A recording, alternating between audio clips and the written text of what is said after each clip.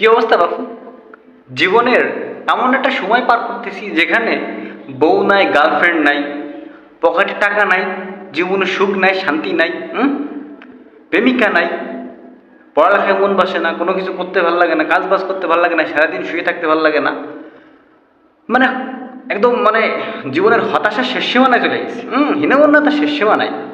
এমন একটা জীবন পার করতেছি। আগে একটা জিনিস খেয়াল করতাম কি, যে আগে ফেসবুকে একটা ছবি আপলোড করলে সেখানে অনেক মানুষ কমেন্ট টমেন্ট করতো, অনেকে কি রিয়াক্ট করতো। আর এখন এমন একটা অবস্থা হয়েছে, ওমা, এই যে ক্ষমা খান একটা ছবি তুলে আপলোড করলে 5 জন আনফ্রেন্ড করে দেয়। সি আর নাই, আবার ছবি আপলোড করো। জীবনে খুবই হতাশায় আছি। জীবনে এমন একটা সময় পার করতেছি ভাই, জীবনে কোনো কিছুই নাই। মানে একটা মানুষ তো কথা কয় না, যে যখন খারাপ যায় তখন চারিদিক দিয়ে খারাপ যায়। চেহারা ভালো না, পকেটে টাকা নাই, কাছে নারী নাই, দামি গাড়ি নাই, সুন্দর একখান বাড়ি নাই, কিছুই নাই, নাই আর নাই, শুধু নাই জীবনে। হয় আর কোনো সুযোগ দেখি না।